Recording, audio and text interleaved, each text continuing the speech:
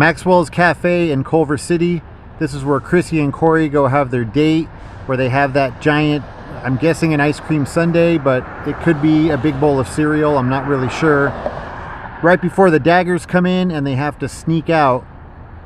Now, unfortunately, according to the sign on the window, there was some structural damage right there in the front of the building, and they're having to take care of that. And that's right where the table is that Chrissy and Corey are sitting at. I was hoping to get a shot of that, but it's not going to happen. And apparently they just started this construction a couple of weeks ago, so we just missed it. So we actually get a shot of them through this window, but unfortunately, right here where you see this frame for a wall, that's where the tables would have been where Chrissy and Corey are sitting. But other than that, you can see same building, same name, all the same. Westfield Culver City Mall, formerly known as the Fox Hills Mall. After Chrissy and Corey have their date, Hook and the Daggers chase Corey to this location. They enter the mall right here, coming down this hill, coming around that corner, coming around this corner, and then they enter into the parking garage. We then see them chasing Corey through this parking garage on multiple levels, but this is where they start, right here. Now, has anybody else noticed the cat that goes running across the shot? This is that spiral ramp that we see them coming down. Hook and the Daggers are chasing Corey down this ramp. Right here, this is the spot where he starts getting the speed wobbles before flying over the edge. And as you can see, it's actually not a very far drop.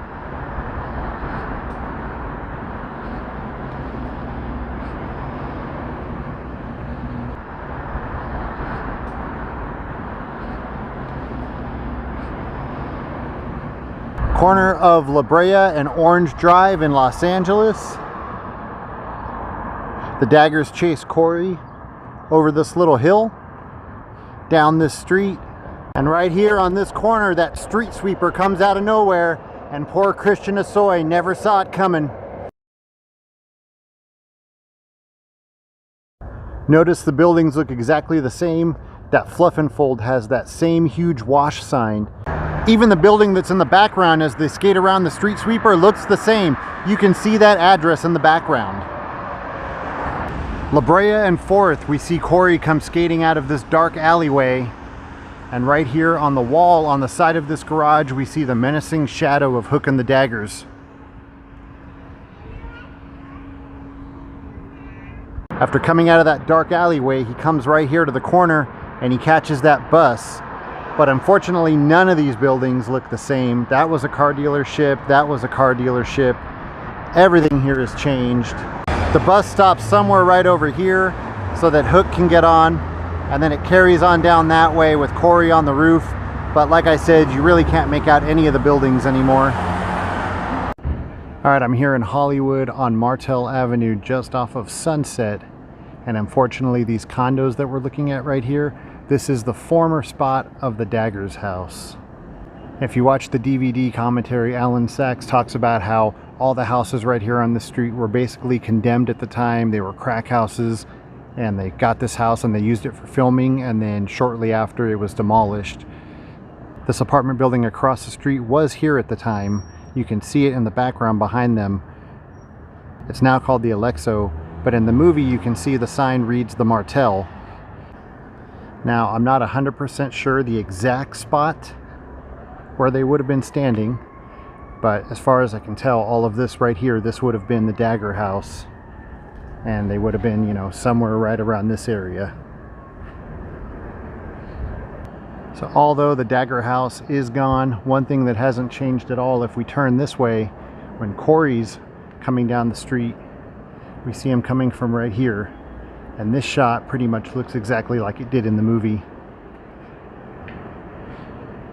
The street sign right here, the telephone poles. Hey, it's just a game, right, Valley Boy? You like games, right, Valley Boy?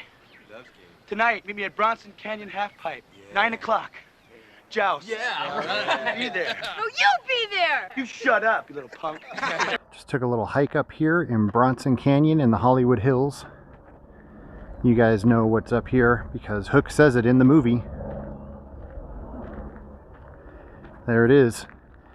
Bronson Canyon Halfpipe, as Hook calls it. Not as much fog as I thought there was going to be.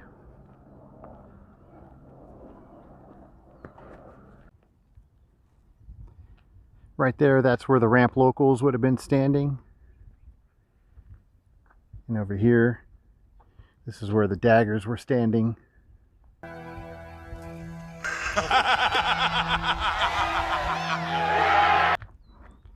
We see Corey and Hook skating back and forth right here, having their little joust. And then right down here, down this hill, there was a line of people standing holding road flares, and they had a little fire down there.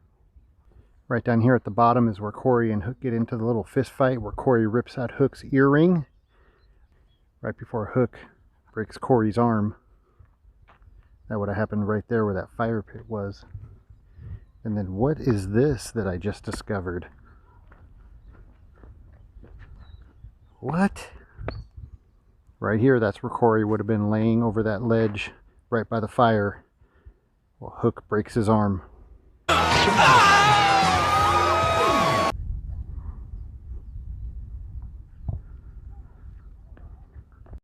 When I talked to you the other week, we talked on the phone and we talked a little bit about the downhill scene in the movie. And you were saying that you just remember starting off, going down the hill and eating it and going to the hospital. I was watching the movie, and if I'm not mistaken, I think what happens is one of the other skaters falls and then you trip over him. That's what happened to me. Yeah, that's what happened to me. I was like up front, and then I heard Tony Alva was, I think, with Roger Hickey, and he was the fastest guy on the planet, I think, downhill guy. And Tony was like, yeah, race to the bottom. And everybody wanted to beat him, right? Because he's downhill guy. But anyways, the director said, okay, go around the first corner, and then we'll go downhill, then go around the other corner, and then stop. Well, we went down the first corner, and around the corner, it just went straight down, going probably, I don't know, 30, 40 miles an hour plus.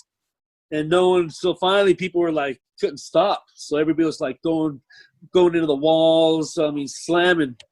So I told myself, because I was in front for a while, so I just tried to I was going to take my foot off, my back foot, take it off, and kind of with my toes, try to slow down.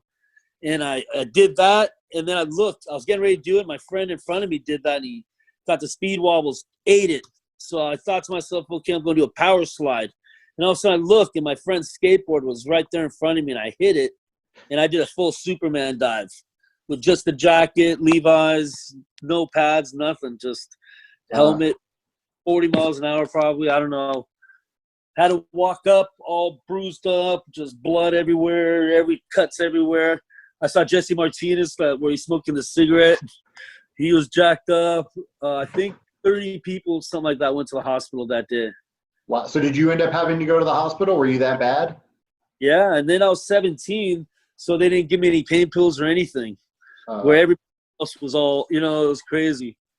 Everybody, yeah, it was crazy. So everything you see in that scene where like Jesse Martinez is getting worked on by the paramedics, like all of that's real? All real. We never got a chance to see it. It was a big, long hill, and they just said slow down at the very second turn. Yeah, but it was like straight down. Yeah, I went last week and I visited that hill. It's no joke. I mean, I was driving up it and it was no joke. Yeah. So it was chaos. Everybody was bleeding. Everybody was hurt. It was like Vietnam or something. Buddies were carrying their friends, you know what I mean? It was crazy. There were so many good lines in that movie, classic lines that everybody quotes. That wild Indian picture happens to be styling. You don't know what you're talking about. Do you remember, was there a really strict script that Alan Sachs was like, okay, follow the script? Or was it pretty loose and are a lot of those lines ad-libbed? Well, you know what? It was, with the daggers, like we weren't allowed to speak. Like I couldn't speak. We weren't allowed to say because we're considered extras. We got paid daily. I think it was like $200, $150, $200 a day cash every Not bad day for back then. A month and a half. We were all making cash. It was cool. Guy would show up with like literally a suitcase with a handcuff on it and this little TV tray from like the 70s. And you'd sign your name, you'll just boom, boom, boom, boom, cash every day. But Christian threw a power move, and he's like, "Hey, I want a speaking role." And they're like, "Well, you gotta get for him to get a SAG insurance and all of that." So that's why we couldn't talk, because we would have had to join SAG, and the whole payroll, whatever, would have changed. But anyways, Christian he's like, "Hey, I'm going to split, you know what I mean, unless you do this." And something like that happened. But he got his talking line, and he got a full SAG card, and all that was good. But we couldn't talk. There's something else I want to ask you, and you might not be able to answer this because you really didn't have anything to do with it in the movie, but there's two scenes with backflips. There's one with Robert Ressler doing the backflip off the truck, and also Josh Brolin does one off the wall. What was the deal with that? Were people doing backflips back then off skate? I don't remember people doing backflips on skateboards. No one was really doing that in real life. But in the movie, it was like, they had like a professional, it was a Hollywood movie. They had the stunt doubles. Yeah, because like every time I watched that movie growing up, I was like, what's up with the backflip? I don't remember anybody doing that. So I just thought it was really funny, that they did that. So I didn't know if it was something I missed that you guys were doing that. And oh, no, that was cool. Someone should have done it back in the early street contest. It was cool because like all the daggers, like all of us, we always had our own little dressing room, and they always gave us a little area where we'd always go in there, and we'd have to wait around all day. So those guys were a little older, so everybody was drinking and smoking, and a bunch of girls in our trailer and and then there'd be like daggers on the set, and we'd open the door, and it would be just literally like Fast Times at Richmond High. Would like just smoke, all of us jumping out, grabbing our skateboards. You know what I mean? The whole cast, everybody would look at it and just be like, "Oh, here comes the daggers!" Right. And it was just mainly skating. Do this, do that. So it was good. It was a great fun time. And then afterwards was Hollywood. So we'd go to all these crazy Hollywood parties, and yeah, it was pretty cool. Because that's what was cool. Everyone, all the daggers, you guys were already friends because you guys were the skaters. You guys were the real deal. Oh, yeah. And then I was underage. I was young, but I'd go to all the bars with these guys and all the, all the clubs and all the places. And then Christian had a magic key in L.A. too. At an early age, get into all the clubs. I'm assuming that you guys didn't hang out with the ramp locals because those were the actors. And it was just you guys pretty much all the daggers stuck together and the ramp locals were over there. Is that how it was? No, I was just saying like the guys were actually cool, like the characters in the movie. Mm-hmm. What I was saying is just like we'd film all day and then there's a whole different nightlife that we were living. Oh, right. No, I got that. But I'm just wondering, like on set, like were the ramp locals guys and the daggers hanging out? Yeah, of course. We're all hanging out. Everybody was out. A couple of those guys went off and did a bunch of movies. But yeah, they're just Hollywood actors, so everybody was cool. Josh Brolin was cool. Yeah, he hung out. All right, I'm in La Tuna Canyon in the Glendale, La Crescenta area, and this is the La Tuna Canyon hiking trails just off of the La Tuna Canyon exit. This is the road where Corey practices for the LA Massacre. This is pretty much the exact shot that we get of him when he's first starting going down the hill. You can even match up the mountains and the 210 freeway in the background. Right here is where Corey first starts, and we can tell by this electrical tower in the background.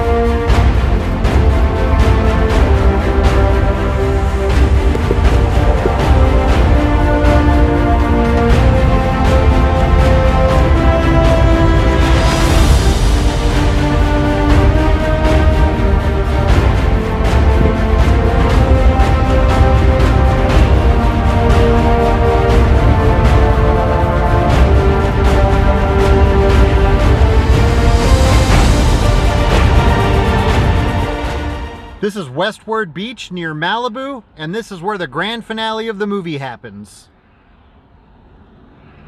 Right here we see Corey racing down this hill headed for the finish line. He's racing towards that big ramp that's down there in the middle of the street. Right here on the side of the restaurant is where all the spectators are, and those two police officers that have the radar gun pointed at Corey as he launches off the big ramp, which would have been right here. As he launches off the ramp, we see these mountains. We can even see that big water pipe that's coming down the hill and that fence on top. He launches off the ramp and he changes his life forever. Hey, Corey! Congratulations! Hey, welcome to Smash Skates, kid. And right here, Chrissy's standing by the water waiting for Corey. And then we get that perfect cheesy 80s ending where the bad guy has a change of heart and everybody becomes friends. Man, that was insane. Chrissy, I'm really glad to see you're back. Your boyfriend here is a lunatic. Good race. All right.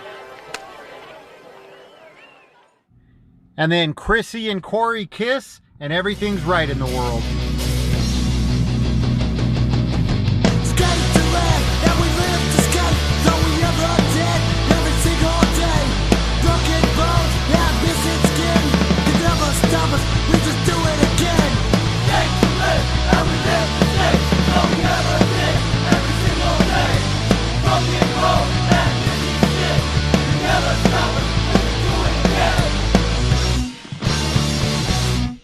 See you guys later. Bye.